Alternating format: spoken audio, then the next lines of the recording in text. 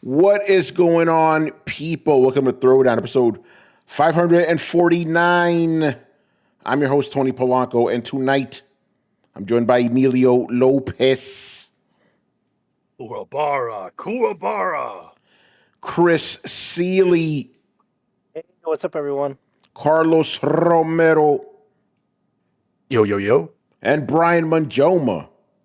What up? All right, guys, we are back once again, and we're missing some people. Shout out to Rich. He's actually apparently just landed in Seattle, so he's going to be out there for PAX West or PAX Prime. They still call it PAX Prime, or do they just call it PAX West now? It's PAX West now. They went back PAX to. West. I like Prime. You know, that was a better name for it. Well, I mean, it's not really Prime anymore because it's there's multiple ones. Yeah, well, remember it was called PAX Prime because it was the original. You know. Yeah, but I guess now now they don't do that anymore. Do they still have PAX South? Remember that was a thing. Oh, they got rid of that. Uh-oh. The one in San Antonio? Yeah, San I Antonio, wish it was there. I went a couple of times. I was about to say, you went there, There's also a bunch of other PAXs. There's also Isn't there one in Australia? Yeah, there is. Yeah, there's an Australian one, and then there's also what do they call it's like it's not a location, but there's one that happens in Philadelphia called like PAX something or other. It's some other type of PAX thing. PAX Weird. PAX get your shit robbed. Fucking in Philly, you know? Oh yeah. Oh man. All right. Adam's probably doing TV Terminal. Or playing Gears without Carlos. You know, that would be or very me. Oh, it was or up with me. What's up with that? What's up with Well, that? I do. Yo, Carlos, we since my cousin is a deadbeat, right? We gonna play this.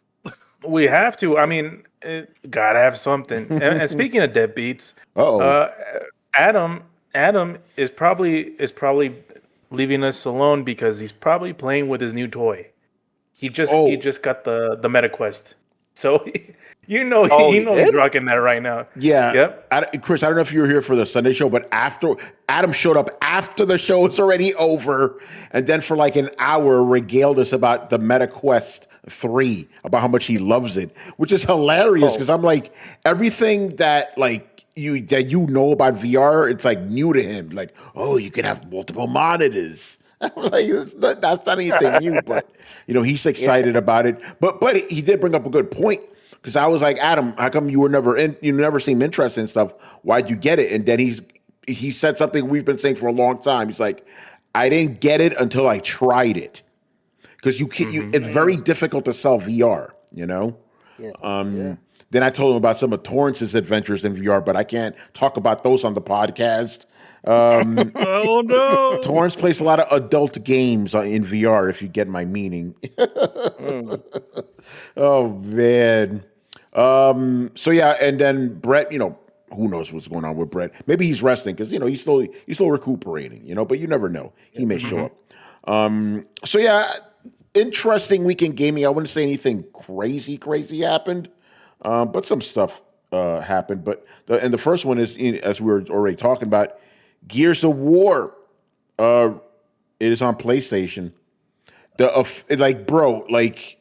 official PlayStation Twitter tweeted that out. It's like, reload, let's go. I'm like, oh shit, Roadie Run 2? You know, so for anyone here who has played Gears of War on PS5, do you have any impressions? I mean, I played Gears of War before on the Xbox 360, but yeah, I mean, it definitely feels like Gears of War. I mean, what else can I say? I mean, though playing it now does, you know, remind me of how brisk some of those older games are. Oh yeah, you know what I mean. Oh yeah, like, you know, as soon as like they give you a little bit of like two cinematics, like, you know, two shorts, like a trailer like cinematic, and they give you a little bit of a history thing, and then they bust into the jail and they get Marcus. That's it. You know, and it's like right off the bat. And there's no bullshit upgrade tree or any of that stuff. All your abilities you have them right there from the beginning. No bullshit. You know, Yeah, because my thing is like I first played Gears of War in like 2015, so I played it 10 years after the fact. And Manny, what you just said is the same reaction I had. I'm like, damn, we're just getting right into this shit. I missed this. Yeah, I beat that game in like 8 hours, and then I replayed it 5 more times because again, it's short enough where you could just replay it. Because again, I haven't played Gears of War on PS5 yet, but the first one is so good. I played. The only Gears I haven't played is what's that one everyone hates?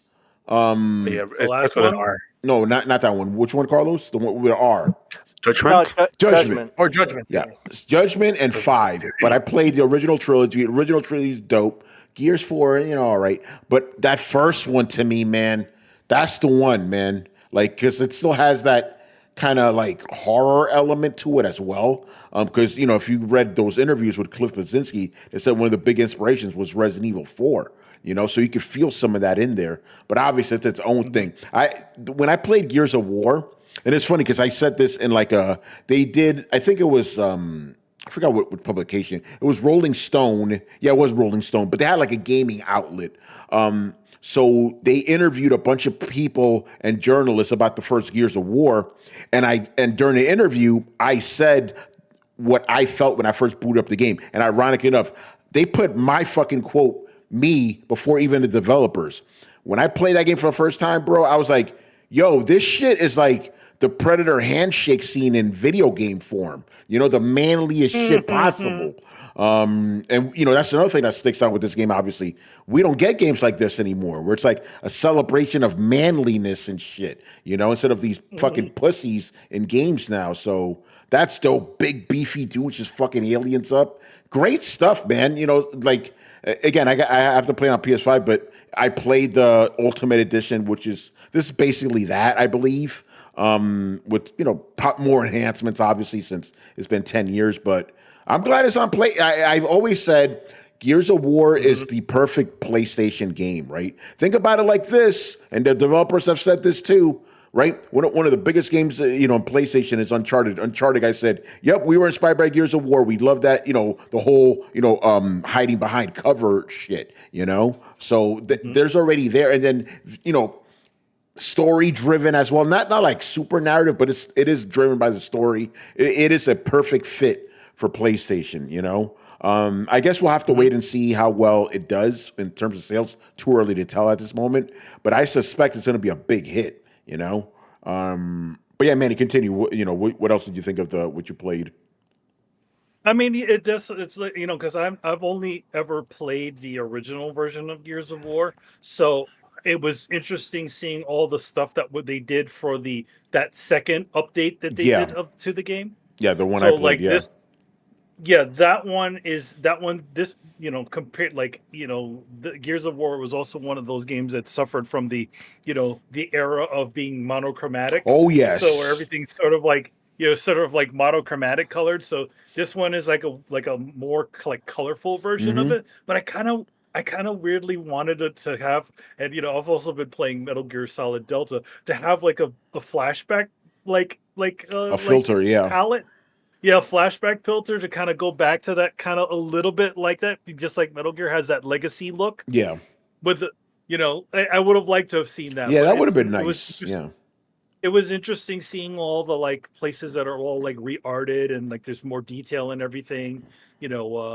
Marcus and Dom and all that stuff. One weird thing I noticed in this one, and this is from from the previous, like the cinematics are actually in a different frame rate than the actual game. I think that they're pre-rendered, which was common which was sort of common at that era. But it's weird that they didn't for that previous remasters, they didn't just put all the cinematics in like full resolution. So they exported everything at high resolution, but they didn't do it at 60 frames per second like the rest of the game. So it's weird. It's a little weird, but it's not a big deal. From that era, we've all seen a lot of games that have like run into 60 mode, and then they have a cinematic that runs in 30. Yeah. No, you're right about that. I remember the first game that did that I experienced. I'm not saying this is the first game I did it. Just the first one I experienced was Dead or Alive 2 on Dreamcast. Game was 60 frames. but the cinemas were 30. You know, it was like, what the fuck? And you're right, man. That was very indicative for a while of games doing that. Yeah. And even now you could kind of tell, you're like, wait a minute, this is a cinematic, man. Or this is a video, you know? Because it's not only the frame rate, but the video quality looks off, you know? Yeah. This one, the video quality is like, it looks like they went in and they re-exported everything in like HD. Yeah. But then again, you know, like at least in a higher, better resolution, so it looks nicer. But yeah, definitely the frame rate is a little bit weird to me. But you know, again, It's of that era. Used to that sort of that era, right? Yeah. The you know, I admire the collectibles thing in that game, where in other words you can you know, it literally gives you a sign as to the location as to close to where those little cog things are, and the little dog tags that you can find of the different gears that have died. But what it unlocks is a little bit boring. I'm not sure if it's the same for all the other ones. I know that in the original game it didn't really unlock anything.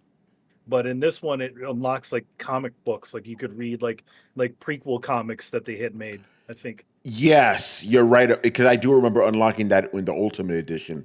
I do remember that reading that stuff. Yes. Mm-hmm. Hold on. Shout outs real quick here. What's going on? Assyrian Air Force, Magnum TV, and Mary out. It looks like. Shout out to all you guys. Carlos, did you get to play Gears on PS5 yet? No, not yet. But it's definitely going to be in the queue for this next month for sure. Carlos did suggest to doing putting that on as a throwdown play you know, game night thing. Yeah, I did. To do it. I did. But the thing that sucks, it's only 2-player co-op. Yeah. For some reason, I thought it was like, oh, all of us can play. You know. Well, it was not. I mean, to be honest, wasn't it always 2-player co-op in the original Gears? Yeah, but I thought for some reason this game, I don't know why I thought about this. But I thought, oh, maybe this you know, it's modern times, maybe they'll make it 4-player co-op for some reason. I wonder if that may have broken the game. Who knows? Did the other games have 4-player co-op, or was it always 2? I think for the first couple, it was. Yeah, because I think the more recent ones have been 4-player. Yeah, maybe that's what you're thinking about. They're at least 3. Yeah. But yeah, man, good stuff.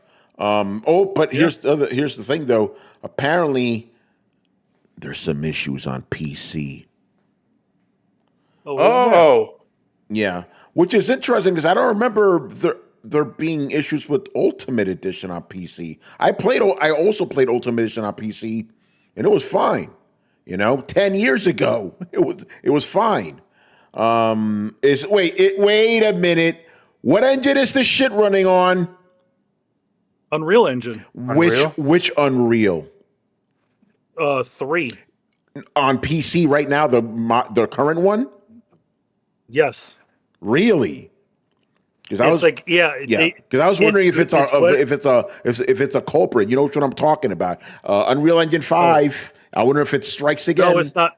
No, they didn't. They actually didn't up the game to a current version of Unreal. It's actually running on Unreal Engine 3.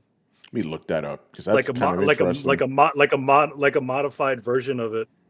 In fact, I think Digital Foundry actually did a little bit about it. They said that it's running on Unreal Engine 3, and it's a version that they derived from a PlayStation 4 version they had in development at some point. Interesting. Yeah, so that is weird. It's a weird. Yeah, so they said how they got it to run on this one is they literally dug up an old PlayStation 4 version that they had in development, and then and then worked from there to essentially develop this thing. So yeah, it's actually an Unreal Engine 3 game. That's great. Yeah, it says right here, custom evolved Unreal Engine 3. Because I was wondering if our friend Unreal Engine 5 struck again. But no, I mean, yeah. Well, yeah, I'm sure there's another game that we could talk about that has a Yeah, you know what? things. Yeah, we could talk about it because I'll bring it up later. I don't have it in the show notes, but it is good bring it up because when Rich and I reviewed Metal Gear Solid on this podcast, we didn't bring up performance at all because to us it wasn't an issue. But obviously, Digital Foundry did their video, and now that's all people are talking about. But we'll get to that in a bit. What's up? Just real quick with Gears. It looks like it's using Unreal 3 Evolved, and it looks like Unreal 3 evolved to the Unreal 5 issues. There you go. Shout out to Rich. So I actually did experience an issue, but I don't know what caused it. So at one point, and this is in the beginning of the game started to like weirdly freeze. And then I couldn't press the X and B button, but the game would still be running. So it's like it would freeze, and then something would happen, and then it would freeze again. And then I saw a message from the PlayStation 5 saying that the X and B crashed. Interesting. And it, but yet Gears of War was still running. Yeah. So Manny, when you say the X and B, you mean the pop-up menu from the PlayStation, right? The PlayStation, like the PlayStation UI, that totally crashed in the background while I was playing the game. So it was causing all these weird lags, and then eventually it worked itself out. And then I saw a message that said, XMB error had to recover. So it was like recovering while I was playing the game. It was weird. Yeah, this might be a covert, thing by Phil Spencer. This is the Trojan horse. He's breaking down PlayStation. That's it, man. Yes. So yeah, that was the one issue that I did, but I've only played up to like where you have to. It's like that second area of the first area where you gotta like you're near that giant statue in the center of the room, and a bunch of those emergent points appear around you to throw a bunch of enemies at you. And it's not super far into the game. Yeah. But yeah, it seems that here's what it says from the Gears community. The team is investigating crashes on Steam when launching the game and missing pre-order character skins for some users, as well as initial reports of matchmaking issues. Uh-oh. Not looking good. Yes. There was a pre-order skin. I mean, I pre-ordered it on Amazon. I didn't get no pre-order shit. Yeah. Pre-order skin as in foreskin. Let's see. What are the issues here? What was that thing that they said it for? It's like foreskin or something. And people are like, wait, what? Oh, Fantastic or Fantastic Four? Yeah, Fantastic Four like skins. Fantastic Four skins. Yeah, that's what it was. Fantastic Four skins. It's like, wait, Fantastic what skins? Oh man. Someone did not think that one through. No, they probably had AI do it. But yeah, Xbox is investigating. They'll see what happens, but I haven't seen anyone talk about like the game running bad on like consoles. Correct me if I'm wrong about that. Actually, I can't be wrong. I just don't know. I don't know. Surprisingly, Carlos, I've not seen a lot of chatter about this game other than the usual console shit. Well, just to correct you, Tony, there have been reports on issues on consoles. We just got it like 5 minutes ago by Manny. I'm talking about. Oh yeah, that's true. I'm talking about. I said on Twitter though. Run the tape back. I did say on Twitter. Yeah, those people don't matter. Only I matter. Yeah. Twitter people don't matter. But around. Yeah, you're not as loud as them. Anything. Yeah, right. You got screen. You haven't seen anything, Carlos? Like, why the fuck is?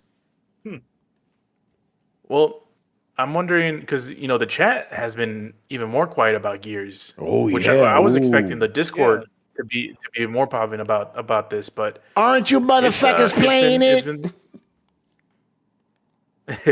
I've been surprised. So that's the population that I'm gauging more for. These types of things, and I'm surprised.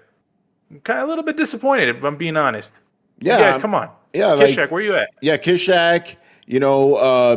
J-Shep. J-Shep. Where you guys at? Dude, Mickey, I know he's not gonna play this shit. He's playing Nintendo. He's chilling. Tumek is playing Donkey Kong for the 10th time. That's it. Banana. Banana. Let's go, son. But I'm too nervous to sing. Bitch, you better sing. I always yell at her too. Bitch, you really again with this shit? Better sing. We got to move to the next level. we got to go down. Yo, there. By the way, just real quick, there's a lot of power ups in that game. Mm-hmm. Like I'm like, whoa, another one? Another one. Yo, I'm an ostrich now. Excuse me. You know, I'm a donkey. Yeah, I'm a donkey. Yeah, game's fun, man. So I don't blame Tumek. But yeah, no, I didn't think about that. You're right.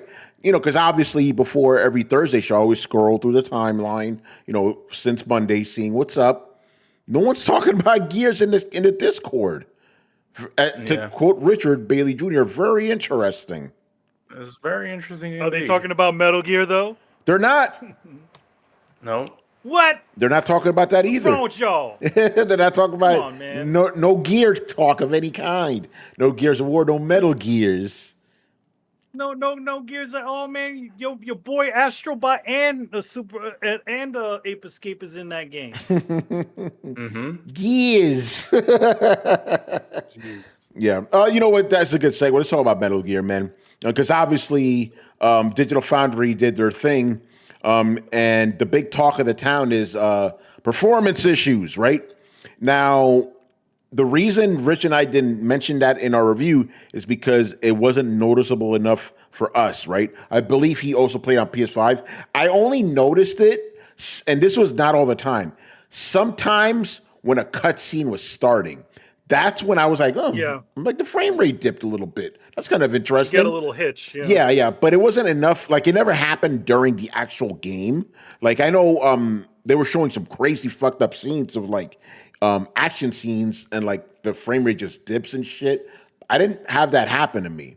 Like even during the big stuff, like I would have thought it would have happened during that chase near the end and shit where like you're just, you know, the soldiers coming at you in the bikes and everything. I'm talking about a 20-year-old game. People deal with it, you know, like, or shit like that. But no, I only saw it when some cutscenes started. I'm like, it's kind of weird. But it wasn't enough to take me out of the game, you know, because it wasn't happening during the fucking game, which is kind of wild. And then they also said that the game didn't look as sharp on PS5 Pro compared to PS5 in some instances. It looked fine to me, but you know they could be right about that. You know their video side by side was pretty convincing. You know they're also pixel counting too. It's like they're all like right up close to like looking at it, right? Yeah. So, but I feel like Go ahead. I feel like the thing about Digital Foundry, as important as they are to, for people to know these things, I also think that they also get people into after seeing one of their videos, it gets people into a phase where they start to think games are awful. Like the way they run. You know what I mean? Like, it's like, okay, like you see, like, again, from what I've played on the game and from what you've played, we haven't experienced any of the things that they have seen. Like, I beat the whole game. I beat the whole game. Yeah. And, exactly. Yeah. I made it up to Revolver Ocelot initially when I played it at the Metal Gear event in New York. Yeah. So it's like I didn't experience like these insane hitches and all kinds of other crazy things. Nothing more than normal, to be honest. Like the original game had way more issues than than this one. Like that game barely could hit. He could hit 30 at times. Yeah. And it was all over the place with their unlocked frame rate on that game. Yeah. And this game, unlike Gears of War, doesn't have any like pre-shot video. Everything's in engine, running the way it's supposed to.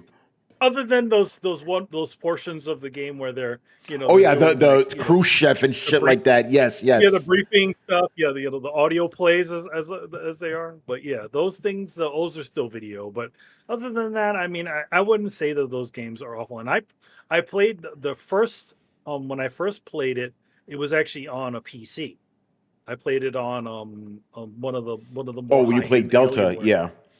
Yeah, when I played Delta, I played it originally on the event. I played it because the backstage area of like for for media was they all had high end PCs that they could play on, and then the main area had PlayStation 4s and Xboxes and and PCs in there.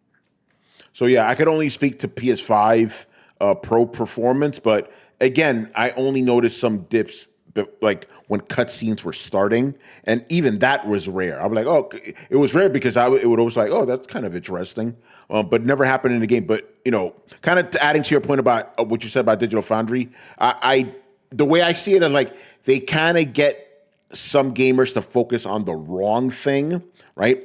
And not the wrong thing, to make one aspect the narrative. That's I think that's a better way of putting it, right? Yeah. And it's annoying. And now it's got to a point, Manny, where after that video dropped, I stopped talking about this game because I know what's going to happen. I'll talk about the game. It runs like shit. This, and then I'll reply with, and I would have been justified in replying with this. Have you played it yet? Before it came out. No, but Digital Foundry said. Again, I'm not taking anything away from Digital Foundry. I really think they do great work. I've been praising these guys forever, so I'm not getting mad because they're talking about Metal Gear. My thing is like they can't. This is an instance where yes, they can direct attention and focus on, and then make the community. They're not making a community. The community will then focus on something and overlook other aspects of a game. Yeah, so it's like what is it? Another good example of the same situation is the way Donkey Kong runs, right?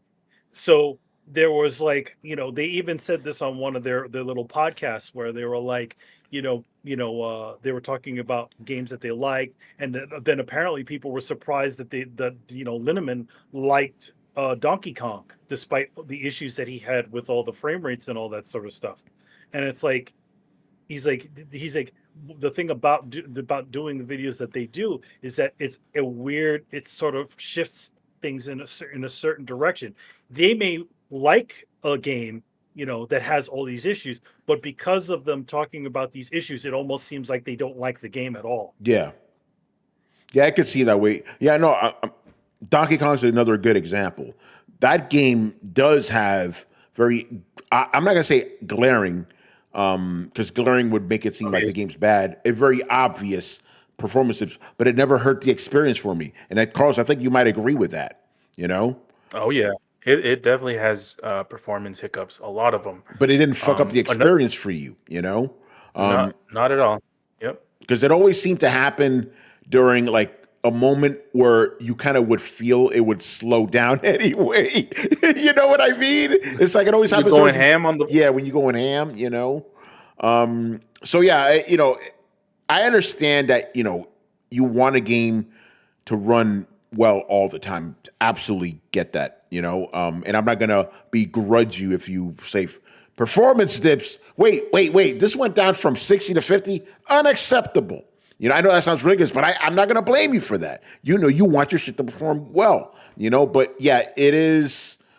You also have to consider that sometimes it may not get in the way, there are times where it absolutely does.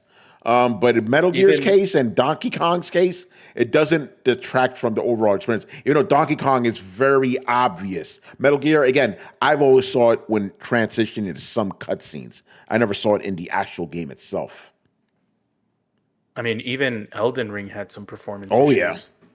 Did that stop us from talking about this game as potential game of the generation? No. Mm-hmm.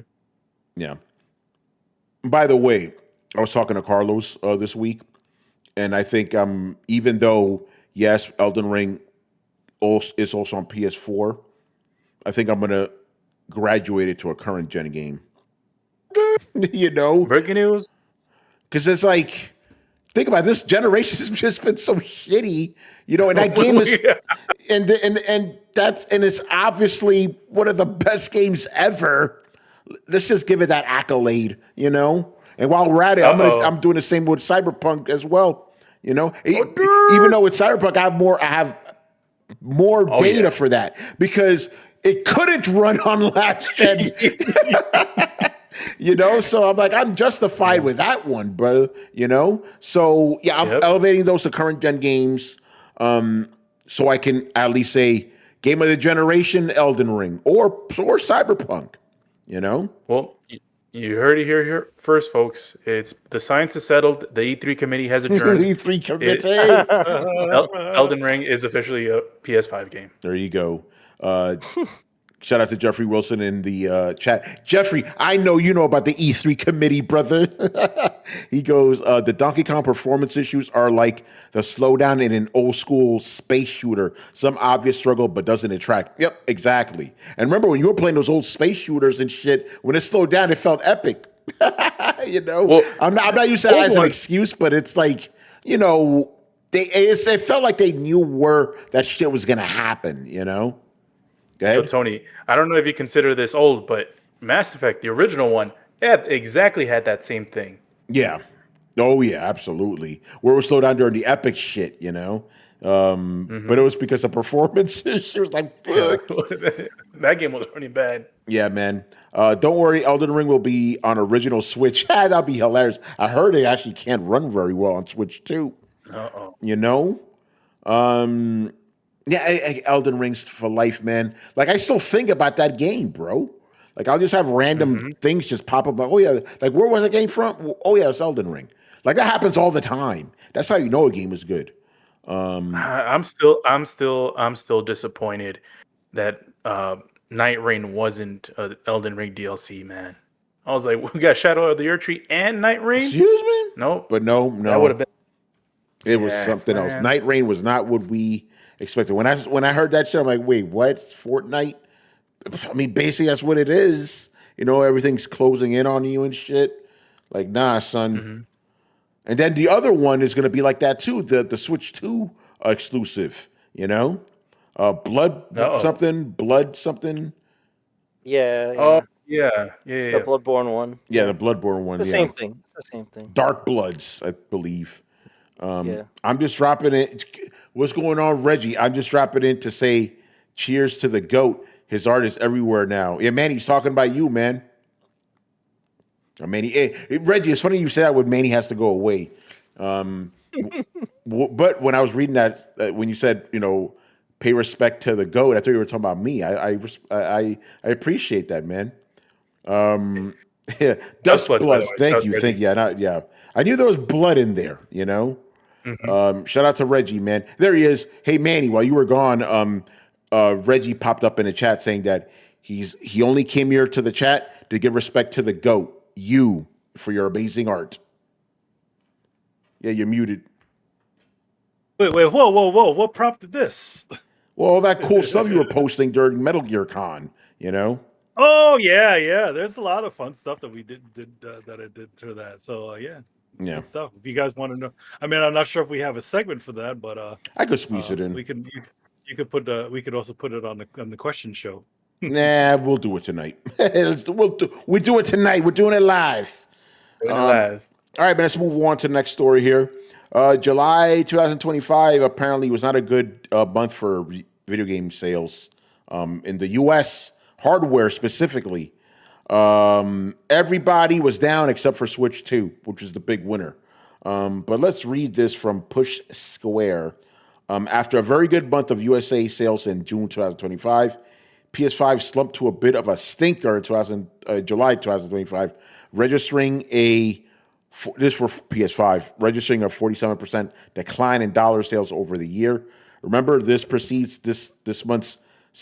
Okay, they're making fancy. This happened before the price increase, which is crazy. Xbox took a big hit because of the price increase.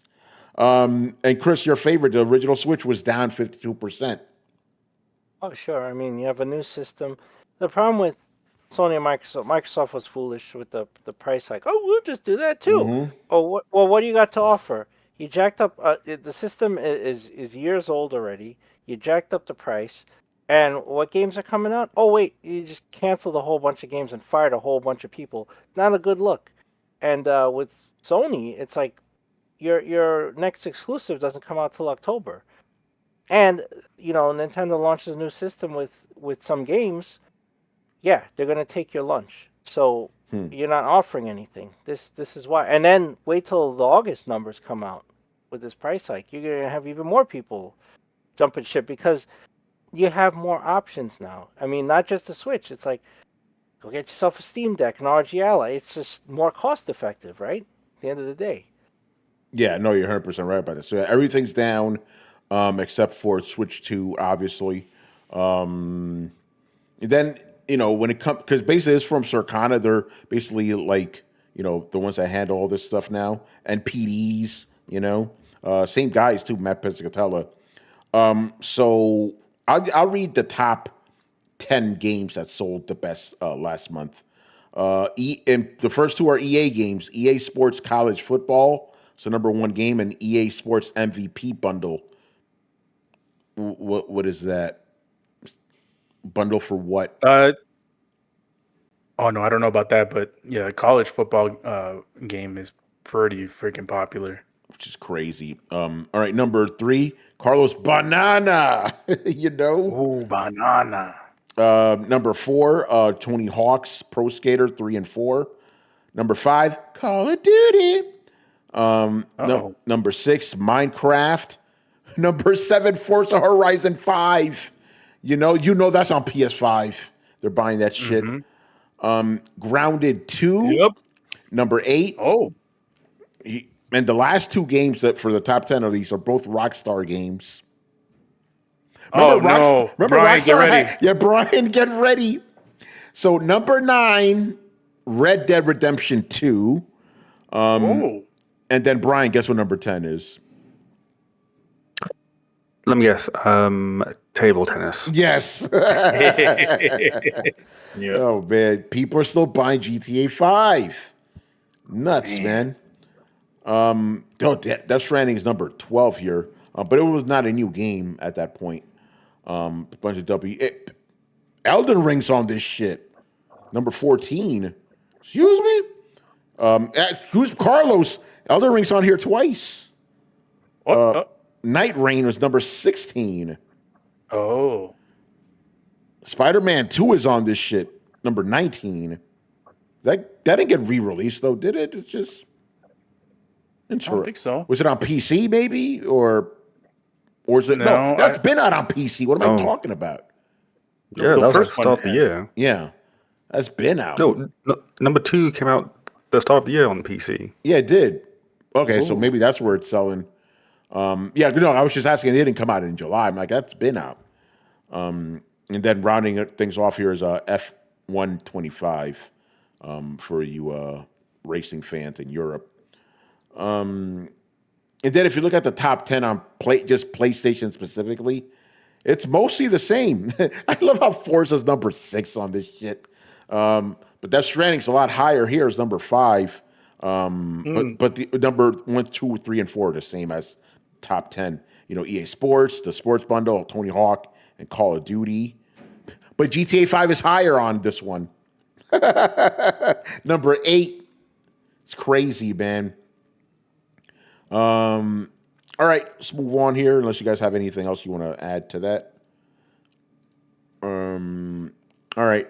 So apparently Nintendo's still not giving developers Switch 2 development units. Chris, what the fuck's going on here, bro?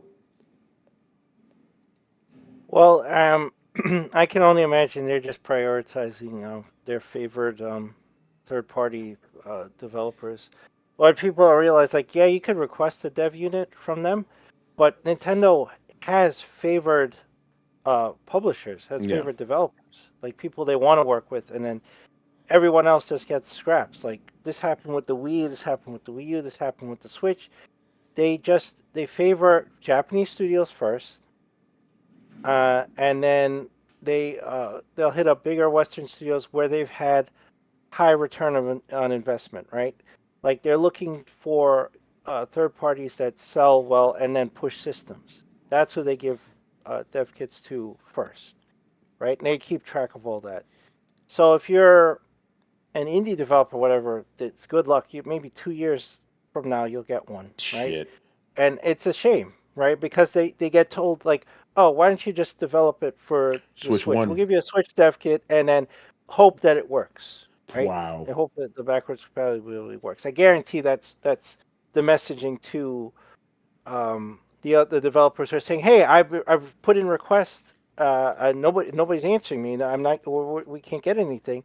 And then they'll say, "Oh, we'll just give you a Switch dev kit. Or go get one, and we'll hope that it's backwards compatible." That's because they don't care.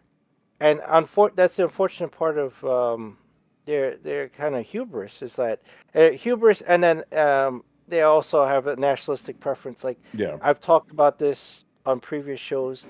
Support for third-party developers, especially if you're a Western developer and there's a language barrier, is very poor from Nintendo. They take forever to get back to you. There has to be translations, and they just hate doing it. Like that's why they work well with Capcom or Konami or Tecmo, because they're Japanese, right? So there's no language barrier, and Nintendo obviously favors their second party studios. They'll help Intelligent Systems. They'll help Level 5. They'll immediately. But everyone else, unless you are a big seller on there in a Western studio, you will not only not get good support, like you can forget about getting a dev kit anytime soon, right? And it makes it hard. It's like it's this barrier. It's like an exclusive club, and they treat people like that. I don't agree with it. Like I think, hey, don't you want more out there so that people make more exclusive stuff, or maybe you could get more timed exclusives? That to me would be a better strategy. But this works for them. They haven't been punished for this strategy, and so they're not going to stop. Yeah, no, you're right about that. Nintendo, man, always, is anyone surprised by that? Because I'm not. It's just the way they are. But, we'll see. I mean, yeah, I don't know, because who is buying a lot? I mean, yeah, no, I guess people do buy indie games on Nintendo, so it's only really going to hurt them. But, again, like you said, Chris, they don't care. They don't care. Yeah. That's the problem. So, I mean, I know Digital Foundry probably interviewed these guys. Yeah. And they don't understand. Or, you don't understand. They don't care, right? Like, you think they care, right? They want the business, right? It's like, oh, we have a pretty good title. We've had good numbers on PlayStation or Steam. They don't care. Yeah. And it's a shame. Yeah, and that's where the story comes from. John Linneman was at Gamescom, and that's what developers telling him. It's like, Nintendo won't give them development kits no matter how much they ask. It's crazy shit. And you're right. The Digital Foundry guys were like, wait, what? How does this make any sense? They don't understand Nintendo. That's what it is, man. They're trying to think of Nintendo as thinking rationally. Nintendo doesn't. They just do whatever is best for them, and everything else be damned. Yeah. Yeah. All right. Let's move on now. This next story, rumor. Please keep that in mind. And usually I do not talk about rumors that come from YouTubers, but in this case, this YouTuber has a pretty good track record, usually in the tech space, not really in the gaming space, but this is both of them. So, we're going with it. Apparently, according to Moore's Law is Dead, he has a pretty good track record with stuff. Not flawless, obviously, but better than some of these yucksters on the gaming side, like Jeff Grubb and shit. It's kind of like Moore's Law. Yeah, it's kind of like Moore's Law, exactly. I love that name. It's like, yeah, Moore's Law is dead. I don't know about that, in real life. But anyway, but the YouTuber, cool dude. So apparently there will be a handheld version of the PS6, and it's going to have a docked mode like the Nintendo Switch 2. So that would be interesting. But again, this is just a rumor. So I'm like, wait, are we getting two versions? And apparently in dock mode, it's going to be as powerful or maybe slightly more powerful than a PS5. So there's going to be a main unit and then a lower like a handheld version of it. Yeah, that's what it seems like. So essentially they're going to get people to. It sounded like they want to get people to buy consoles twice. Kind of, yeah. It's like, hey, you have one that's really powerful on your home and then there's another one that you take on the go. That's an interesting. It is interesting, yeah. It's an interesting idea. I mean, it's like if you take the idea of the PlayStation Portal and gave the PlayStation Portal the ability to actually play some fucking games, as opposed to just do streaming garbage. I just thought about this now as I'm talking about the story. My worry is if you have if this is true, you can consider this PlayStation's version of the Xbox Series S. That would be a problem when it comes to game development for the PS6. Yes. So that would Again, the article doesn't even talk about that. I just thought about that. Now, wait a minute. This is not good. It's like if you're gonna have a lower spec version of the PS6, then you have to at least make games that run for this shit. So you're probably gonna have Xbox Series S problems, which we've discussed all generation on this podcast. Interesting idea, but I don't know. That's I don't know.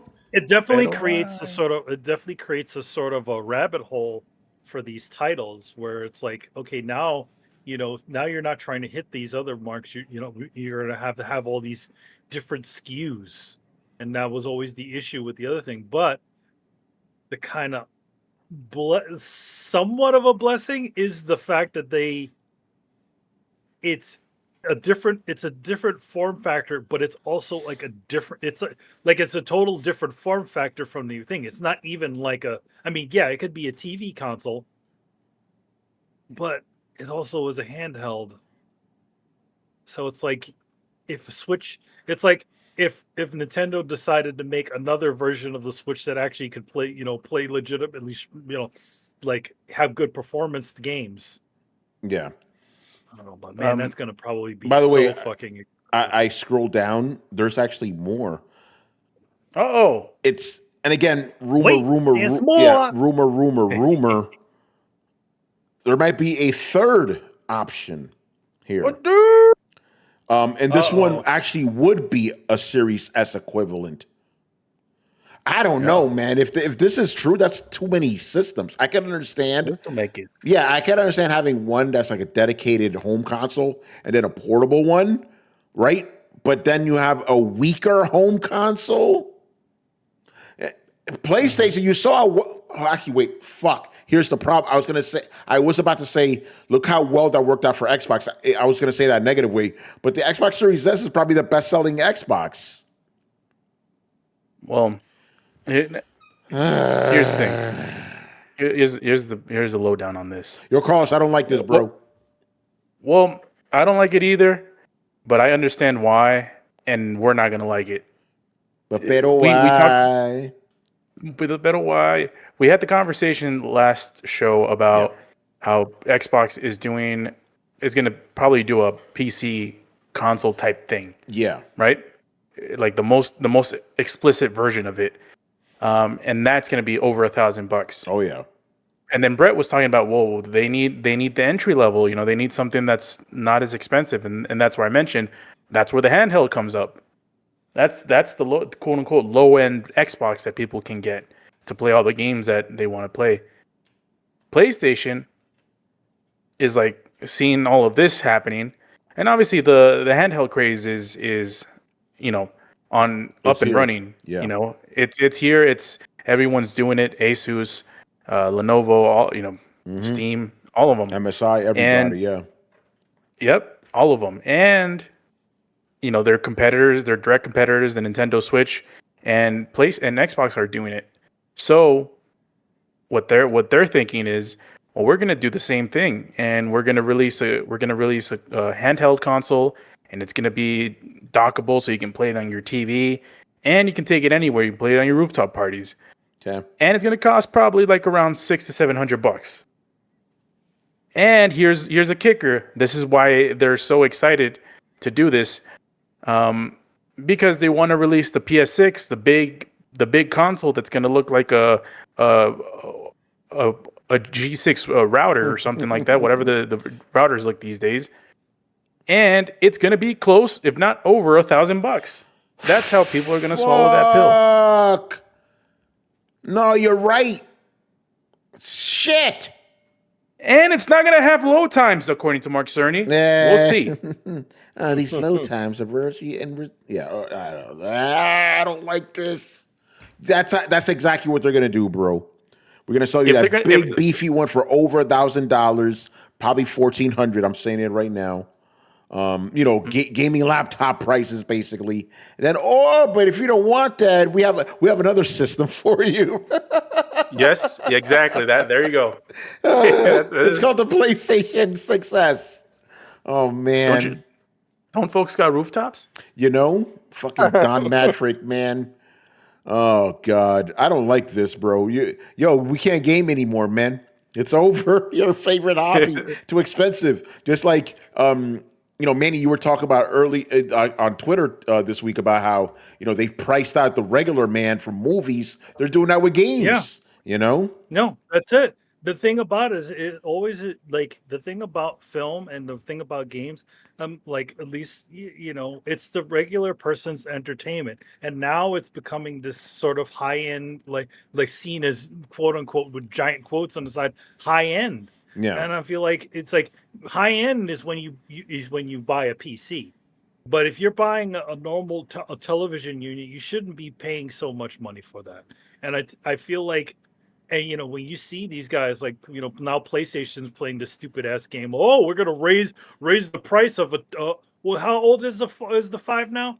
A 5-6 year old console. It's about to be 5 years. Yeah, 5 years. 5-year-old console. You're raising the price of. You got to be fucking crazy. Yeah, they're insane. Seriously. And I've heard we're hearing rumors out the prices may go up again. Listen, I still think they're full of shit, man. Like not in terms of. I don't believe they're going to raise the price. I think they probably will, because they know, like, oh, we got this thing, we got this perfect excuse. The tariffs. You made record profits, motherfuckers. How do you go from we have a really good stock of PlayStation 5 to the current climate? The current climate. We got to raise the price. Current economic conditions. They gotta pay off for Concord some way. Fuck. Oh man. That's a good segue for our next story. You go for it'll be fine. Dental. We have to raise the prices. Like, no, we said this before. We said it as soon as they got the okay. Essentially, the excuse of saying, hey, it's this tariff that's going to cause all these issues, right? Now, now we're going to raise the prices. Well, we got our chance to bump a price on an old ass console. It's insane. Yeah. Man. If I will say another thing, if the rumor is true that is mentioned, that Tony mentioned with this article about having an Xbox Series X SS equivalent, then I believe that'll be sub 1,000. Yeah. But it'll be probably PS5 Pro-ish prices. Bullshit, Mr. Davis. Yeah, and the handheld might be like 500 to 600, somewhere around there. It's going to cost more than that. Knows? It's going to be more than that. Because current handhelds cost more than that. That is true. So, so a future handheld's going to cost more than that. Man, we're fucked, bro. Shit is crazy. Man, it's got all that R&D for the ear technology, and it is going to be nuts. That's right, Man, if you're paying that kind of money, our Mark Cerny better come to your crib and measure your ear himself, Man, you better clean them. You better clean them too while you're there, motherfucker. Oh, man. All right, speaking about, Concord. So in a new interview with Riku's favorite developer or executive, Hermen Hulst, they said that Sony is now going to focus much more rigorous and be more rigorous about testing games. Maybe you should have done that beforehand, bruh. So let me read this real quick from IGN.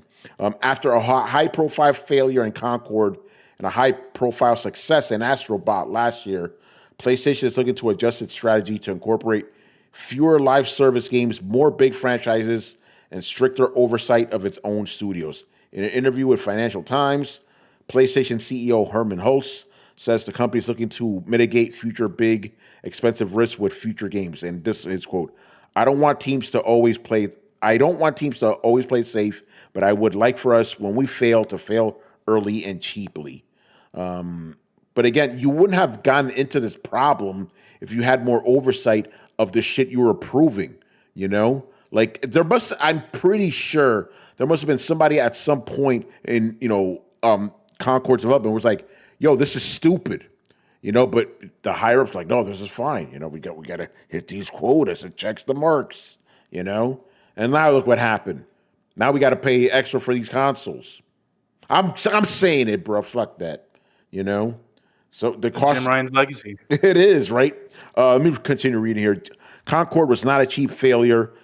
Analysts estimate Sony spent around $250 million on the game, only for it to sell so poorly that Sony shut it down 2 weeks after launch and shuttered its developer, Firewalk Studios, not long after. By contrast, Astrobot also launched last year to universal acclaim, winning multiple awards and selling 2.3 million copies as of March 2025, one of the best-selling games on PS5. The differences between the two games are myriad, certainly, and their development stories are quite different as well. But what Hulst has taken away from this is that there needs to be more supervision of Sony's own studios to ensure the games veering in the direction of Concord are spotted before they become expensive failures, so they can be canceled and corrected in time. Again, wasn't. Yeah, go ahead. But wasn't this said that Concord was Hermen Hulst's baby? What, I don't know if it was, but I wouldn't be surprised. Some of the I don't know if it's fully confirmed, but somebody said that he was pushing Concord hard and said essentially that game was the future. DC saw Fortnite. So I don't doubt it. Here's the thing. Yeah, go ahead.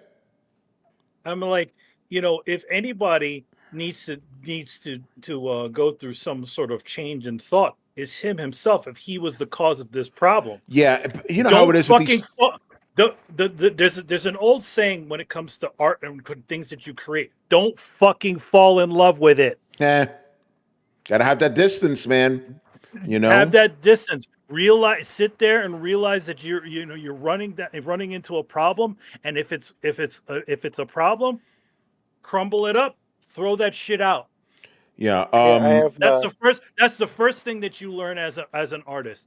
Like, don't fall in love with what you do.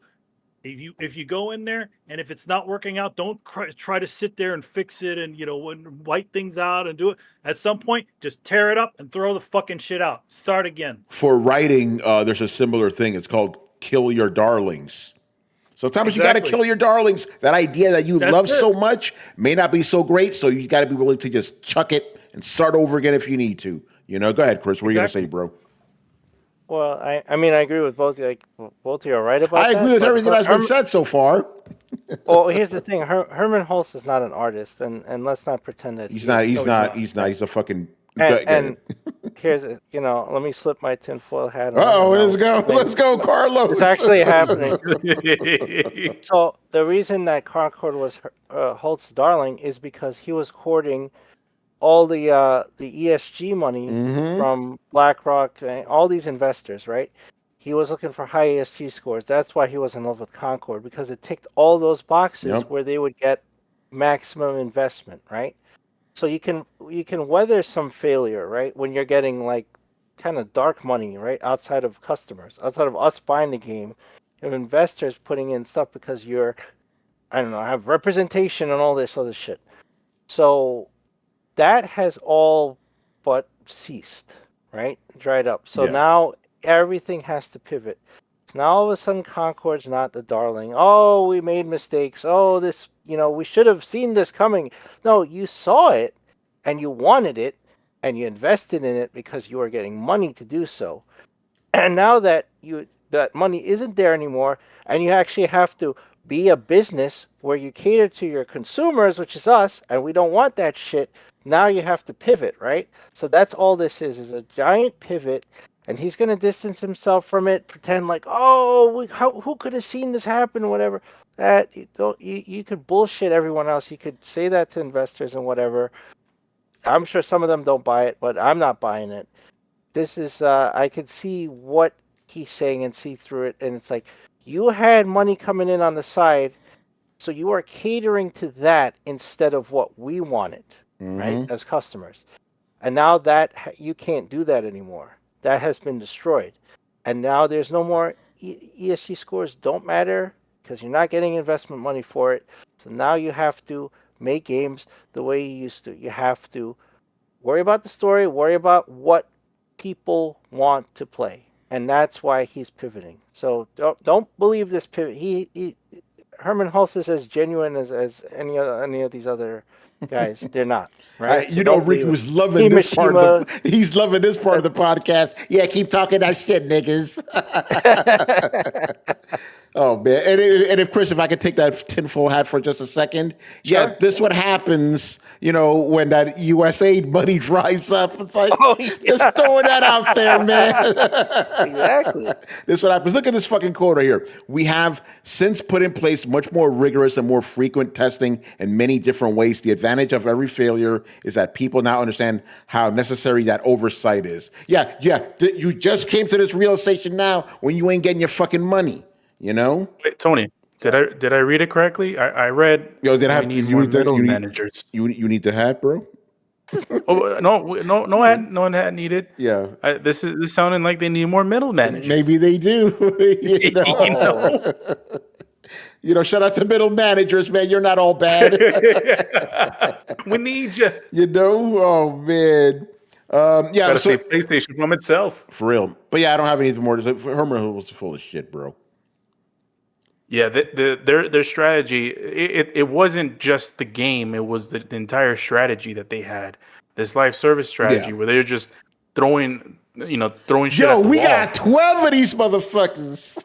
We got 14 of these motherfuckers. It's like we got Jade Raymond in this bitch. You know what I mean? Like, yeah, see the guy said, so like going back to like what Manny was saying, like he on the surface, he presents himself like that, and that advice is absolutely solid. Like don't fall in love with the art, or you have to kill your darling. Like when things are going south, right? You have to abandon it.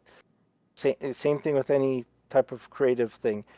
Hermen Hulst ain't no creative. He is a stone cold businessman, and all he gives a shit about is the bottom line. It's true. That's all he cares about.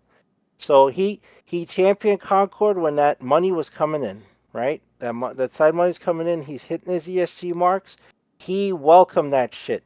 You don't tell me they didn't have safeguards and checks and code reviews and all that stuff beforehand. Of course they did. They turned all that shit off. Why? Because there was investment reason to do so. So now that there isn't, they have to turn it back on. Yeah, no, you're right. Ain't that something? All right, let's move on here. Where are we? Okay, here we go. This one's kind of interesting. So we got PlayStation. They're releasing a Ghost of Yotei limited edition console, which, what my thoughts about the game. I'm kind of skeptical about the game, but this console looks nice. I'll give it that. It's a nice clean console. It has the look of I forgot what they call it. There's a special word for it in Japanese where it's like you see like the gold is kind of going through the white and everything. Yeah. And as I remember, like in like Japanese culture, when it comes to like things that get broken, they're not at least in ancient times, they didn't want to fix it to the point where it you couldn't tell it wasn't fixed. So they would do stuff like inlay a crack with gold to essentially, accentuate that error or that problem with it to essentially make it a bit more. So you can see that it had a life. Yeah, that's pretty cool. Not the object. So it's sort of like the same, at least from the way the console looks like, it kind of looks like that. It's sort of like that inlaid gold, sort of like to fill in these shapes. Yeah. It says here that it's supposed to represent like the girl's mask and shit because it's broken and it's got put together like that. Her mask is broken and smashed, but it was fixed with gold. Yeah. Right. So pretty cool. Obviously, I'm not going to be getting this because I'm good. But it looks nice. So the cool thing about this with the PlayStation 5 is you don't even need to buy the console to kind of do this. You can just get the covers. Excuse me? That's pretty cool. So you can buy the plates and the controller, and you're good to go. Yeah, so there you go. Okay, that is good. That is good. All right, couple things here. I want to talk about this. I don't know if we talked about this on the last show. I don't think we did. Apparently, there's a Capcom guy, Itsuno. He did Dragon's Dogma among other games. He's creating his own Japanese studio, and he's bringing in like big dogs from more guys from Capcom that did Devil May Cry, Street Fighter. So that's pretty cool. And they said they specifically want to work on big Japanese AAA games. I'm like, okay, maybe they want to be their own version of Capcom. Again, like we said, especially in recent years, Capcom has been cooking. And we've seen what happens when Capcom developers go do their own thing. You usually get some good stuff, We had Clover Studio back in the day. Platinum had some guys from Capcom. So, I think this is cool. We don't know when we're going to see our first game from these guys, but I'm definitely keeping my eye on it for sure. Have you guys been looking into this? Because I know there's been other stories, but I've only kind of seen some surface level stuff. But yeah, they said they want to make new games, not sequels. They want to make new games, which is good. Yeah, that's always a good thing. But I mean, the thing about it is that, like, especially when your teams get so big, it becomes more and more. And unfortunately, it becomes harder and harder to be able to go out into like new territory. So the only way you're going to get what you want is if you do it for a really low price or do it for a lower price.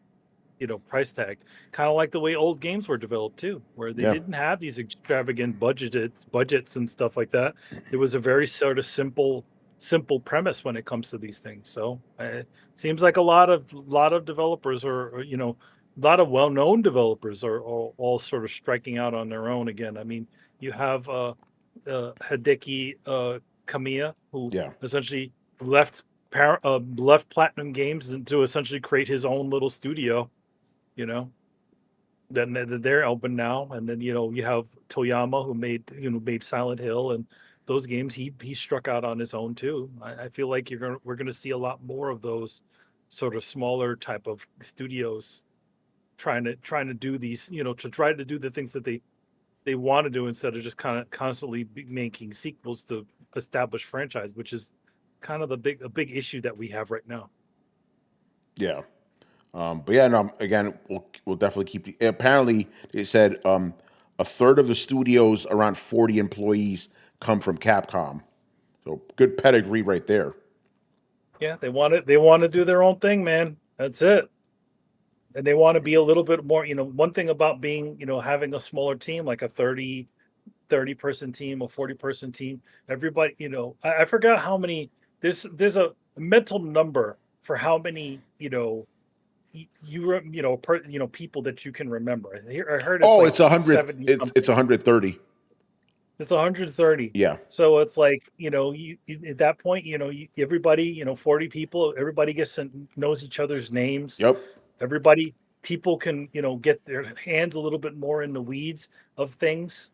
I mean, that's one thing that I found at, my game studio, where it was, everybody could be involved with different portions of the aspect of creating games beyond their roles, their usual roles. Yeah, where everybody knows your name. I mean, that's important. Like, you having, just being able to go in and just being able to have, again, know everybody who's doing the things and be like, being able to give a suggestion and not being like, who the fuck is this guy? Oh, this guy from marketing talking to me? What the hell is this shit? Yeah, I know who? Who's this? Yeah. Yeah, and he even says that here too. It's like, he doesn't regret working for Capcom, but it's like he doesn't just want to work on sequels for the rest of his career, Yeah, I mean, I'm sure he's had the same situation that happened to Kojima when he was, when he at his point, the point that he sort of left. Like in the interviews, he had said, like, if you want me to make other games, then tell Konami. Yeah. I really want to. I really want to make new games, but Metal Gear is the thing, and they want me to just make Metal Gear games. Yeah. So there you go. All right, and the last story we're going to talk about before Manny tells us some stories about the Metal Gear Con. So the director of Final Fantasy XIV, he was doing an interview just about Final Fantasy XIV, but during it he said something interesting. He says that maybe players don't really want or need next gen consoles, which ties into a narrative we've been having this whole generation. Let me read this real quick. This is from IGN. Final Fantasy 14 director Naoki Yoshida, better known as Yoshi P, says players may not need a PS6 or a new Xbox console anytime soon. Speaking with Feed 4 Gamers, Yoshida was asked whether Final Fantasy 14 would eventually come to future consoles. He goes, "Of course, there's always the possibility of providing our games on those platforms." He said his main goal is to make the game available to as many people as possible. He says recent hardware makes that easier thanks to stronger specs. Then he says, so I don't think any addition of hardware is a negative in that regard. Still, when looking at things as a player, he feels there's little need for brand new machines. At this point in time, people are happy with the Xbox Series X, PS5, and Nintendo Switch 2. Then he says, and honestly, from a gamer's perspective as well, hardware is just expensive to buy. Yup. There's no official word yet on the next console, blah, blah, blah, blah. What do you guys think about that? That, some player, I kind of agree with this, especially since this console generation still really hasn't started yet. It's like, it's just been like it's moving, but the engine hasn't revved up yet. So, when we were talking about that, it's like potentially getting a PS6 in 2027 when this console generation hasn't really started yet. And what's going to happen when we get these new systems. We're not going to see a massive jump in like graphics and performance, right? So, because we've been seeing diminishing returns for a while now. So, what do you think about that, Carlos? Because I kind of, from that perspective, I'm like, I kind of understand. Like, obviously, we all want new consoles, but if there's really nothing to play on these things that you can't play on your current shit, what's the point? Two things. The first one, the handheld portion of it is going to excite people just because of the nature. Like, think about it. You got PlayStation, a really, really large and loyal PlayStation fan base that still hasn't been, shout out to J-Ship, loyal fan base that still hasn't been sort of introduced officially. The Portal doesn't really count. No. But to handhelds, like to the handheld market. They're gonna buy those handhelds. A lot of them will. So that's one, and that'll get people going. Number two, Call of Duty, GTA 6 is just around the corner. It's gonna come out. Some people say 2026. Who knows? But we were right. It got delayed. Who could have thought? So 2026. If it releases 2026, that's still gonna be maybe a little bit more than a year than the PlayStation 6's release. So that game is still going to be fresh, still going to be in people's minds, and people are still going to be playing it. And it's going to be the first thing that they're going to announce, the first game they'll announce on the PlayStation 6's press conference.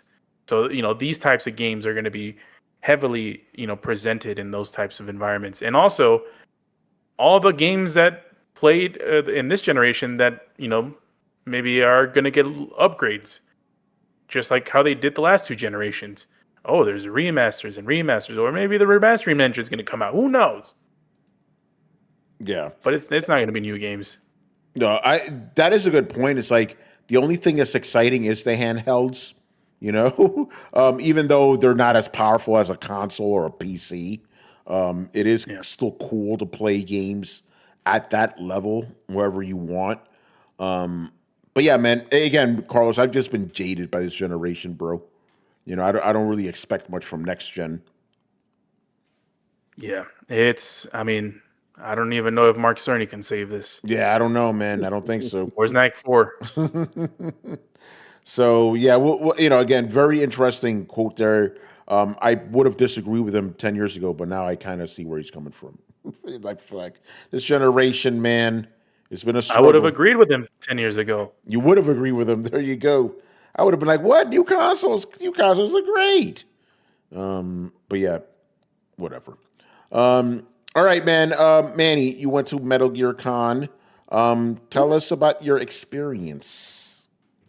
So yeah, I was so earlier this year I was invited to MGS Con as part of their Kickstarter. So for those who don't know, MGS Con is a fully fan-funded Metal Gear Solid convention. that happens in California, and they had been at it for 3 years. I was actually invited to go to the original one, but unfortunately I couldn't make it to that one. So, cut to 3 years later, and they asked me again, and just the right things fell into position for me to go. And they had a successful Kickstarter, and so this the end of the summer they had their little convention. I think it sold out. I think they had over 1,000 people there, which is a pretty damn good. And yeah, I mean, sold my stuff, did a bunch of firsts for a convention. Number one, this is the first year that my table is fully Metal Gear, as Nice. opposed to it being maybe one or two prints that I've had that are Metal Gear related. I resurrected the old Solid Zero Subsistence book, which is the full art book of all of my art, like Metal Gear artwork that I've drawn over the years. So I retired in like 2019. So it came. So I figured it'd be a kind of a nice time to bring it back. And then also it has it was a special con exclusive version of it, which had a nice little belly band and a couple of other things inside of it. Yeah, and it was a good show. Like a lot of really great. Got to meet a lot of really cool people. I actually had a fucking line to my table. Oh wow, which is pretty nice. Mr. Superstar over here. Never had that before. I mean, usually it's like, I get a couple of passerbys, maybe a couple of people pile up in front of the thing. No, there was a little line that went up there. I mean, there was another artist who's also very big in the Metal Gear community, which is, is like a chibi artist. Her name is Maddie, and she actually works for Grasshopper Manufacturer. Oh, nice. Actually. So she's done some works with them. So, but yeah, it was a really great show. I got to meet, a couple of, a few years ago, I actually made a deal with a couple of voice actors from the Metal Gear games to offer one of my pieces as content for them to have signed, for people to get to sign. So one of them is Cam Clark, the voice of Liquid Snake. So I have this cool propaganda poster, like Liquid Snake wants you for the Genome Army kind of thing, dealy. And I got to meet him I proposed it to him at another convention years ago, and then finally he will hit me up and it's like, hey, I have this piece and I really want to use it. How can we get this to go? And then another one later on, which was Paul Eiding, the voice of Colonel Campbell. And he was, he's like, I actually never talked to him specifically. I got to, he found me like through my Redbubble and my Twitter. So he contacted me through there and he's like, oh man, I really like this AI kernel piece that you did. And I'd love to have that as one of the things to have signed. So we set that up and I got to meet Paul this year and see, talk, Nice. Shoot the shit with him. Super nice guy. I know Paul, like, if you're OG like me, Chris, and Tony, Paul Eiding is not, if you know the Metal Gear games and you know some of the voices that are in it, you will know that a lot of the voices that are in Metal Gear are all in Transformers and in G.I. Joe. Yep. So Paul Eiding, for your OGs out there, he is the voice of Perceptor from Transformers. Michael Bell is, who is the voice of the Fear. He is the voice of Duke from G.I. Joe. Nice. And then they also had the voice of Vulcan. He is the voice of Shipwreck from G.I. Joe, as well as a bunch of Transformers. So you literally have all these kind of like the connection of the OG and the new G kind of in one game kind of thing. So it was cool there to be out there. My friend Ruby Taki, who's a very great cosplayer, was out there, and her and her husband had created this really cool booth that it's like a photo booth that looks like an environment from the game, kind of like the little booth that the little diorama that you get for the collector's edition that just recently released, and you can take photos inside. It was a really cool little thing that did. And the other cool thing about Ruby is that she was actually paid by Konami to make the boss's uniform for the actress Lori Allen. Oh wow! Lori Allen is the voice of the boss. So for the if you went to the New York event, which was the Metal Gear in New York event. At one point, Lori Allen was there all in her boss gear, and this was the first time that Ruby had ever. She's used to making costumes for herself, so it was really cool. She finally actually made a costume for somebody else, and she was all nervous and stuff. Yeah. But it was a cool thing. I got to do a little talk to talk about, they got a couple of us artists out there to sort of talk about stuff. We had Mitch, who's an artist from Australia, from New Zealand, and he's working on his own little Metal Gear, the original Metal Gear, like animated movie almost. So every so often, Konami doesn't shut that shit down. It's been slowly but surely. He's been just uploading different parts of it. Who knows what happened, but it's just little bits and pieces. I'm thinking he's probably doing a little short of it, but he's been, for a while now. It's a really well done, the footage that he has created, it all looks really good. He's a one-man army on that stuff. Nice. I'm like, dude, I've been talking to him for a very long time, So really cool to actually meet him in person. And when I first came into the Artist Alley, because obviously I post, people sort of know what I look like. I post pictures of myself on my Instagram and Twitter, so you kind of get an idea who this guy is. So he sort of did this one thing. He's like, hey, he's like, you know who I am, right? I'm like, Mitch, is that? And he's like, yes, it's me. He's got that New Zealand accent. So he came from far. Yeah. He came from far for the convention. And then there's also a lot of other people that I know from just doing conventions in general. In fact, one guy, and Riku knows this guy. He actually, I think he drew one of Riku's images. Oh, that's cool. So he's a really cool dude. I'm blanking on his name right now, but I've seen him multiple times. And he's done the New York shows and all that stuff. He's a really talented artist, and he was there, and it's good to catch up with him, and also get to talk to some of the other artists that were sort of jumping around in there. I met quite a bit of people that had really amazing work. So it was a really great show, and another thing that happened out there. So I decided to stay a little bit longer than just cut out on Monday right away, because I don't fully know, at least at the time, I didn't fully know how well I would do at the show, at a full Metal Gear Con that's only one day long. Usually a few days long, I think I'm going to do okay.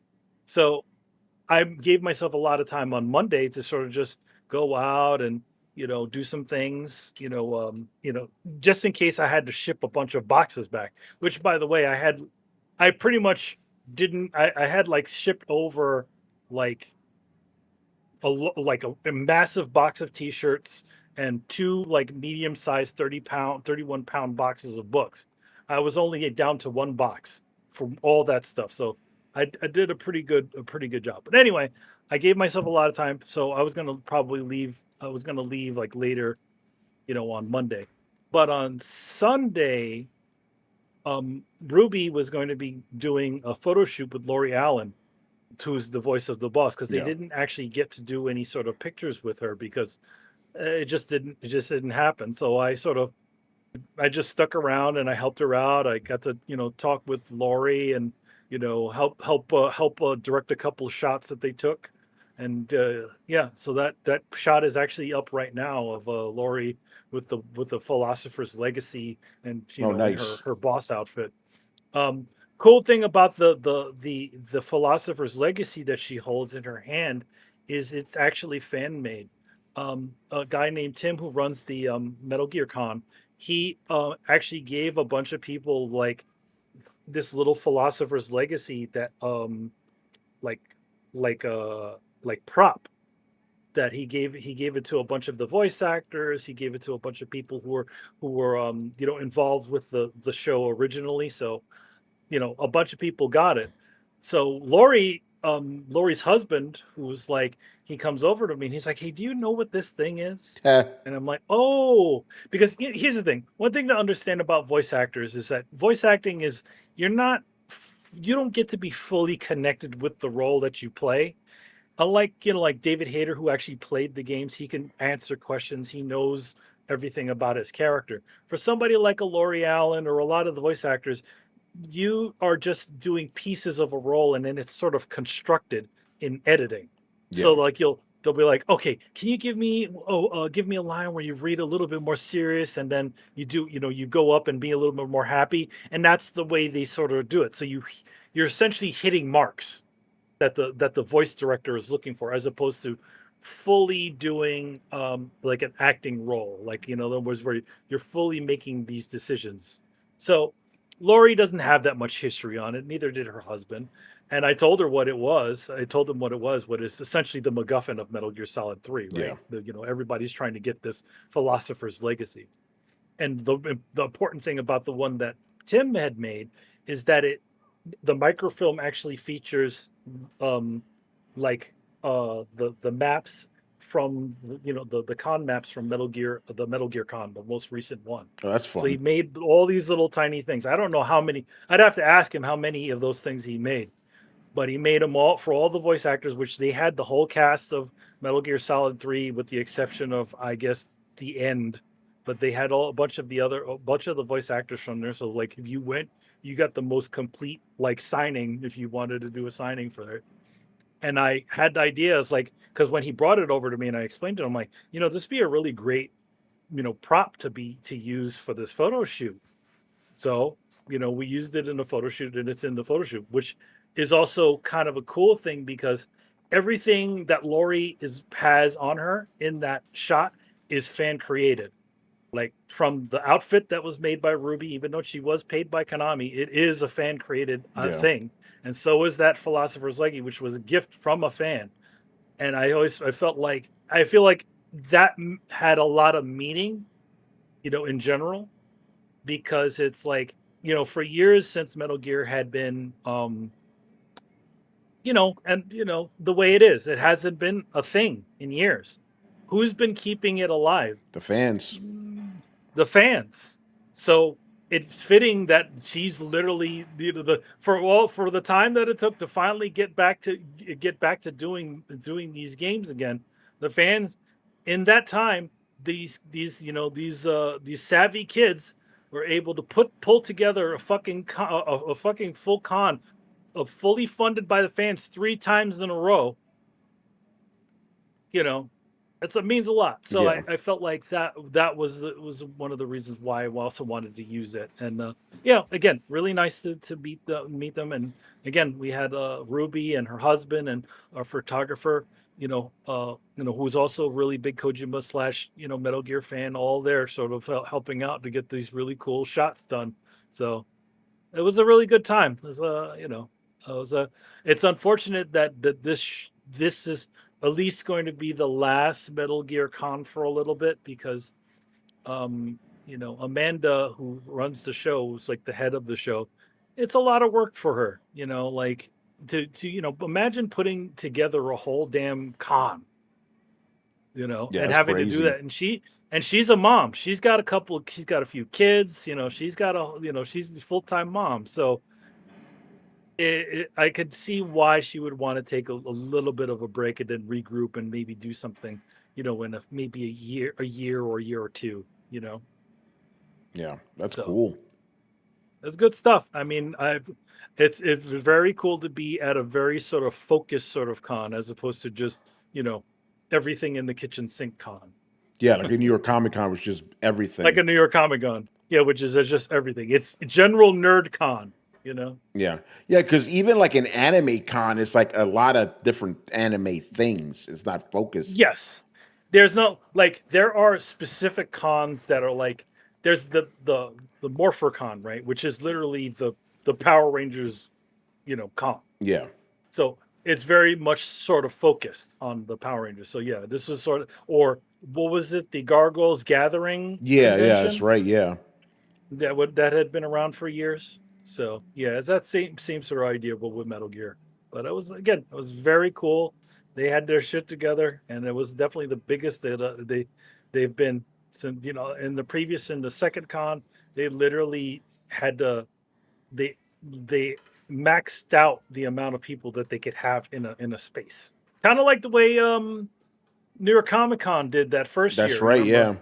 Years ago, like they had it that one little tiny corner of the bottom level of the Jacob Javits Center, and they literally had to the fire marshal had to get in there and be like, all right, we can only have this certain amount of people in here. So yeah, it's the same sort of idea. So they, I mean, granted they sold a bunch of tickets and they got a lot of people in, but it never felt like mobbed. Yeah, like it was a good amount of people. That's good. All right, man. Thank you for that. Sounds pretty awesome, and hopefully they'll return someday. Yeah, let the legend come back, as Ocelot says, right? Cool. All right, man. Good stuff there. Let's start wrapping things up. Manny, do you have anything else you want to plug?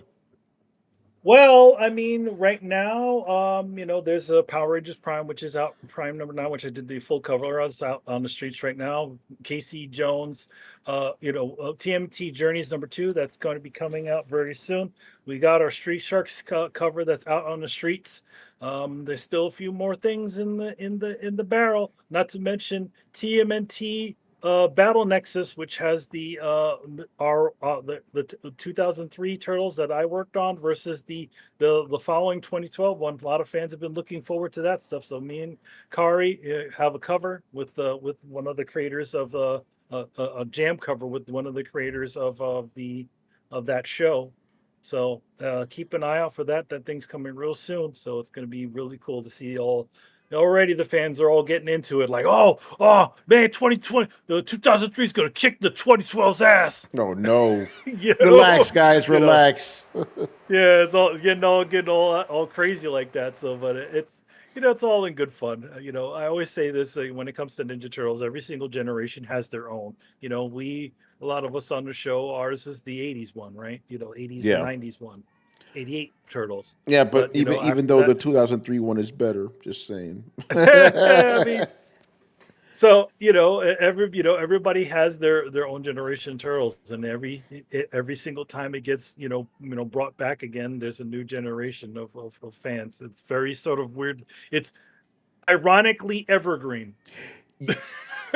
Pun intended. Pun definitely intended. Yeah. So yeah, so it's it's good to see all that sort of stuff. So yeah, that's all I got going on. Yeah. So this isn't a plug for anything I'm doing, but I want to get it out there because we're talking about Ninja Turtles. They actually extended the run of the 35th anniversary for another week. If you have never seen this in theaters or you've never seen this movie, please go see Teenage Mutant Ninja Turtles 35th Anniversary Edition. I went to see it a couple weeks ago with the homie Jeffrey, and we had a blast. The movie is still fucking awesome, And it's crazy because I probably haven't seen it in like 30 years, but I still remembered everything. That's how much of an impact that movie made on me. So do yourself a favor, go check that out. And also on Amazon right now, because every time they release these 35th anniversary or whatever's, there's always a 4K. So they're actually releasing the Teenage Mutant Ninja Turtles trilogy. I'm gonna call it duology. You don't need to watch 3. 3 is horrible fucking movie. But right now, so it's typically $95 on Amazon, but they reduced it by 32% pre-order. I'm pre-ordering this shit right now. And also they're re-releasing Secret of the Ooze. Next March. Not as good as the first one, admittedly, but still fun. Ninja, rap, go. It's still fun. There's some stupid stuff too. Babies, they're babies. But the first one is still amazing. In a half shell, they're the heroes for. In this day and age, who could ask for more? The muggings are high, the crime rate mysterious. All the police and detectives are furious. Oh, it's so good, man. So good. All right. And Carlos, what's going on with the coalition, man? Oh, you baby. Yo, man. You guys doing Walking Dead or anything crazy like that? So, we're getting ready. Walking Dead is coming back. In particular, the Daryl Dixon show, which should be back. Let me see when it's back. In a couple of weeks, I think. Stay tuned for a couple of weeks on the Coalition on YouTube, where we're going to be covering the Daryl Dixon show, and it doesn't have the nuke, but it should. So yeah, Mr. Richard Bailey Jr., Adam Vale, myself, we're going to be covering it. Daryl Dixon is probably our favorite of the spinoffs, so it's going to be good. And yeah, and shout out to Rich. He's been pumping up all these videos on Coalition Gaming, Shinobi, Gears of War. He's doing all of them. Shout out to Rich. He's grinding, man, and he's in Seattle, Mr. Worldwide. He is worldwide Rich. And obviously, shout out to Adam TV Terminal. Go check that out over on the YouTubes. Those guys are always pumping out like a bunch of episodes, so make sure you support them. The channel's doing very, very well. So if you like TV stuff, Adam and his brother got you covered, all right. Oh, by the way, so the pricing for the 4K Ninja Turtles set is $70. So it's still the same kind of deal. Because the one I was looking at was a Blu-ray. You want that 4K, I will definitely be buying this, but I'm not gonna watch that. That third movie was so fucking bad, man. I'm not gonna get into it. It's fucking upsetting. But that was the thing with a lot of movies in that era. It's like by the time you get to the third one, you're like, oh God, what are we doing? Remember RoboCop 3? That was trash. Alien 3 had some good stuff, but it wasn't the same. Terminator 3, even though fucking Terminator 3, that movie's a fucking masterpiece compared to all the shit that came out recently, and Terminator 3 is bad. Jesus. I remember when I was recommending old movies to Riku, the running theme was like, stop with the second one. Stop with the second one, Predator as well, stop with the second one. You're good. Yeah. Alien stuff. Aliens, yeah. To be fair, if they stopped with Avengers 2, it would have been the worst one. Excuse me? This is good they kept on for 2 more. Yeah, but MCU operates by its own rules, because it's like with the Captain America movies, it's like if you try to watch them just on their own, they wouldn't make any fucking sense, Oh yeah, because you need like 50 other movies and shit. Yep. Did you mention Superman as well? Yeah, we did too. Like Riku, you stop after 2, you're good. Yep. Yeah. She was the best one. Batman for a while too. It was like stop with the second one, the Tim Burton ones. Then we got Joel Schumacher after that. Even though there was some kind of fun with the first Joel Schumacher one, I think I just like Nicole Kidman in that, to be honest. Yeah, and if later on if you want to get the Mr. Freeze memes, then do that. But yeah. Although to be honest, you really want to watch Batman. It was Forever, right? Batman Forever. For Seal? For Seal, my man. That's the most epic fucking. I still listen to that fucking song, man. You hear that shit, man? So good. There's a big tower in the sea. My power, my pleasure, my pain. Baby, I'm gonna play that shit after this show, man. That song was not made for that film. It was just like for one of his albums, wasn't it? It was for his album. Yeah. That was it. But I'm pretty sure somebody heard it. That shit's hot. Put it in the soundtrack. Also, fun fact: it wasn't made by an actual seal. It was not. That soundtrack was interesting. Remember they had that Redman song about the Riddler? The Riddler. Crazy, man. All right, man, it's all wrapping up here, so make sure you follow Throwdown on Twitch and Twitter. Subscribe to us on YouTube, join the Discord, and check us out on your favorite podcast app. Links to everything down below. Once again, I was your host, Tony Polanco, and tonight I was joined by Emilio Lopez. See you next time. Chris Seeley. Take care, everyone. Carlos Romero. And shout out to Seal. It's Britain's second favorite export to the world. Yeah, and our favorite export to the world, Brian Manjoma. To be honest, it was a toss-up between the Queen and James Bond. There you go. All right, guys, we'll see you on Sunday. Later.